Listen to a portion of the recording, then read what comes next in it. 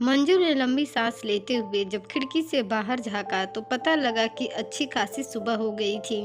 Driver को कहीं चाय लेने के लिए रुकने के लिए कहकर वह सुबह के ताजा झोंकों का आनंद लेने लगी।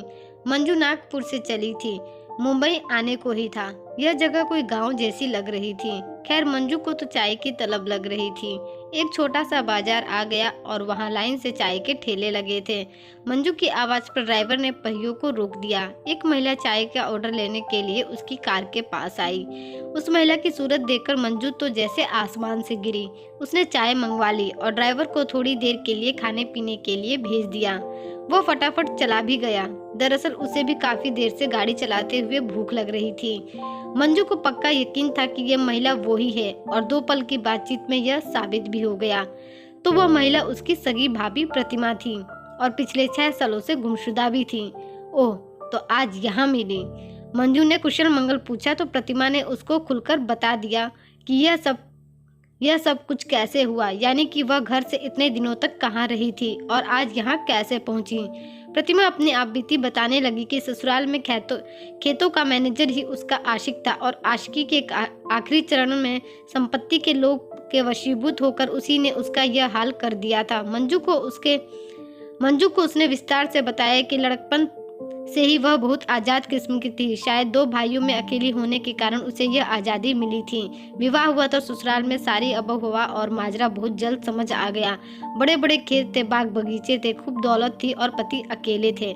तुम एक बहन थी, मगर तुम भी मस्तमौला टाइप की ही थी। प्रतिमा बोली, तो यहाँ मेरी एक तरह से लॉटरी ही खुल गई, मगर अपनी हवस में अंधी हूँ मैं यह नहीं समझ सकी कि यह क्या कर रही हूँ। यह दौलत कोई मैंने तो नहीं कमाई है, इसकी रखवाली तक तो ठीक है, पर सबकी आंखों में धूल झोंक कर इतनी रंगीनियां सबको खुलेआम धोखा देना, मैं ये सब कैसे कर सकती हूँ। मगर जवाब भी मैं अपने हिसाब से बना लिया करती थी।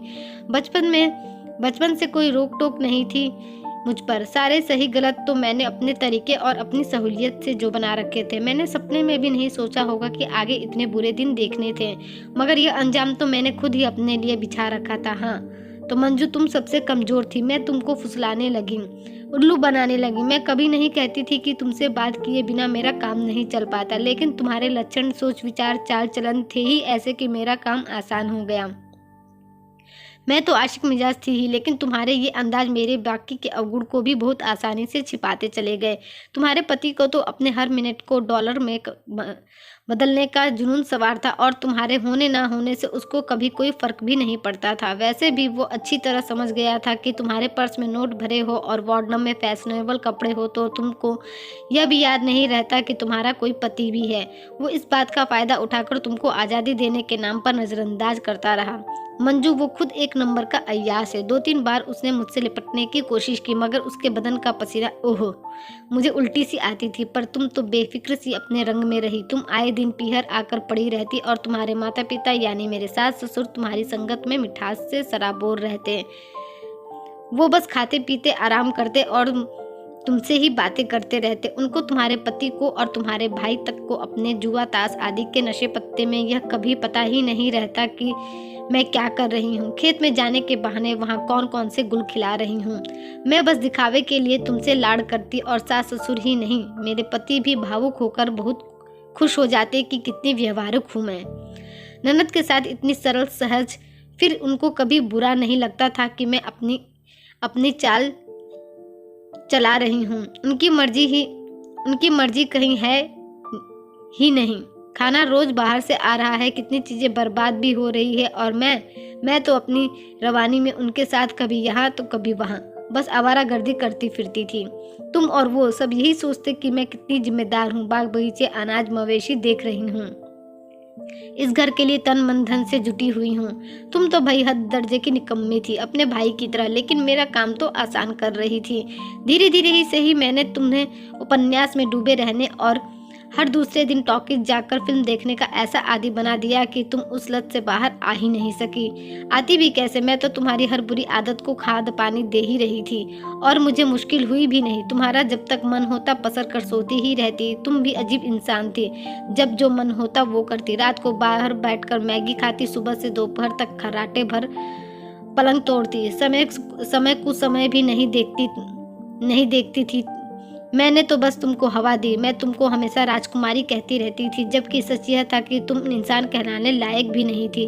तुम्हारे दिलो दिमाग में बस आराम आराम मतलबी के कीटाणु भरे पड़े थे। बस खाना और सोना, बाकी समय ख्याली पुलावों में मगन रहना, अपने सुकून में मगन मस्त मगन रहना। तुम्हें अपने घर में क्या चल रहा है नहीं चल रहा है उसके बारे में तुम्हें कोई मतलब ही नहीं रहता। तुम्हें तो बस स्वयं से मतलब रहता था और तुमने अपनी एक अलग ही दुनिया बसा रखी थी जिसमें सिर्फ तुम ही तुम थी। मैं तुम्हारे भाई और तुमको इतना आराम दे रही थी कि तुम इसकी आदी बनती चली गई। माता पिता तो खैर 65-70 को छू रहे थे, उनका सुस्ताना लाजमी था। मेरा हर गलत काम तुम्हारे आलस के पर्दे में तसल्ली से परवान चढ़ रहा था कि एक दिन वो धोखेबाज मुझे अपनी चाल में फंसाने आया। मैं उसके जाल में ऐसी अटकी कि वो मुझे उल्लू बनाकर चला गया। मैंने सपने में भी नहीं सोचा था कि 4 साल छोटा मेरा दीवाना मुझसे ही खेल खेल जाएगा। तब मैं बिल्कुल ही अकेली पड़ गई थी। याद है ना उन दिनों तुम्हारे माता पिता और भाई के साथ मनाली की वादियों में घूमने गई थी। गर्मी बहुत थी और तुम लोग 2 हफ्ते तक वहाँ से वापस लौटना नहीं चाहते थे। मुझे जूस में मिलाकर कुछ पिलाया गया था और फिर हल्की सी बेहोशी में मुझे याद है कि मुझे कस कर बांध दिया गया था। मैं हिलकर जितनी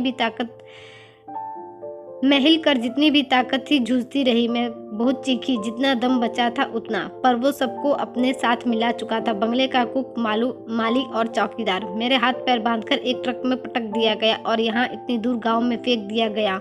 यहाँ पूरे 3 साल मजदूरों की तरह दिहाड़ी करके मैं बच सकी हूँ। पत्थर तोड़कर, झाड़ू लगाकर, नाली साफ करके रोटी खाई है मैंने। बुरे से बुरा दिन देखा है मैंने, जो कभी सपने में भी नहीं सोचा था। फिर न जाने कैसा चमत्कार हुआ कि मैं निराश नहीं हुई। अब ये चाय का ठेला है, इससे बहुत ही मजे में गुजारा हो जाता है। तुम लोग बेहद याद आते थे, पर अब तक तो मेरी हर काली करतूत पता लग गई होगी तुम सभी को। इस शर्म से मैं यहीं रही, मैं कहीं नहीं गई। कितने दिन तो मुंह छुपाती रहती कि कोई मेरी जान पहचान न कर ले, मगर वो एकदम से इतनी घृणा क्यों करने लगा? इतना नाराज क्यों हुआ? बीच में मंजू ने प्रतिमा से पूछ लिया। बस जलन हो गई थी उसको। उसने मुझे रंगे हाथों पकड़ लिया था। वो इस बात को सहन नहीं कर सका। तुम तो जानती हो ना मेरी तलब। मुझको वो एक नए युवक जो काम पर लगा था, एक मवेशी संभालने वाला, बहुत ही भा गया था और मेरा काफी समय उसके साथ गुजरने लगा था। वो मेरे बालों को सहलाता, मेरे पैर दबाता, बहुत सेवा करता। फिर प्रतिमा ने एकदम चुप्पी साध ली। उसके आगे और कुछ भी नहीं बताकर वह जरा ठहर गई थी। फिर आगे बोली, कैसे हैं सब? मैं बहुत शर्मिंदा हूँ, कहकर प्रतिमा सिसकने लगी। हम सब लोग मनाली से घूमकर लौटे तो तुम्हारी चिट्ठी पड़ी। तुम अपनी मर्जी से चली गई थी। फिर भी हम लोगों ने तुम्हारे अचानक गायब होने की रिपोर्ट लिखवाई। हमने तुम्हारे भाइयों को खबर की, पर वे आए ही नहीं। यह बहुत अजीब हुआ। हाँ, उसके बाद तकरीबन 1 महीने बाद वो मैनेजर भी अफीम के नशे में कुएं में छलांग लगा बैठा। आगे उसकी पत्नी और बच्चों को हम लोगों ने सहारा दिया। अब वो ही मेरी नई भाभी है, सब संभाल रही है, मेरा पूरा ख्याल रखती है। उसके बच्चों को हमने अपने परिवार में शामिल कर लिया है। वे बहुत मेहनत करती है। इन दिनों उन्होंने नई जमीन भी खरीदवा ली है। संपत्ति रुपया तो हर रोज बढ़ता जा रहा है। मेरे पति अब मुंबई में एक आध्यात्मिक आश्रम के संचालक हो गए हैं। वे खुद नियम से स्नान ध्यान करते हैं। लगता ही नहीं कि 40 के हो गए हैं। मुझसे भी छोटे लगते हैं, मंजू ने हंसकर कहा। प्रतिमा बड़ी हैरत से सुन रही थी और बहुत मुश्किल से विश्वास कर पा रही थी मंजू की बातों पर। प्रतिमा अब कहीं भी नहीं जाना चाहती थी, इसलिए मंजू ने भी उसे वापस अपने घर आने के लिए कहा भी नहीं। मंजू ने प्रतिमा को बताया कि उसकी 12 बजे की डॉक्टर के साथ में अपॉइंटमेंट है। कुछ दिनों से उसके पैरों में दर्द हो रहा है और वह डॉक्टर के पास जा रही है चेकअप के लिए। कुछ दिनों से मंजू के पैरों में दिक्कत हो गई थी, जो अब आसानी हो गई थी, इसलिए डॉक्टर के पास जाना जरूरी हो गया था। मुझे तुम्हारे लिए बहुत अफसोस है प्रतिमा, तुम अपना ख्याल रखना। इतना कहकर मंजू अपनी कार में बैठ गई।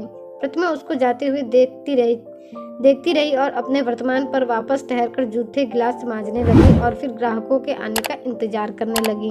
दोस्तों, आपको मेरी आज की कहानी कैसी लगी कमेंट करके जरूर बताइएगा। ऐसी ही कहानी के लिए हमारे चैनल को सब्सक्राइब कर लीजिए। धन्यवाद।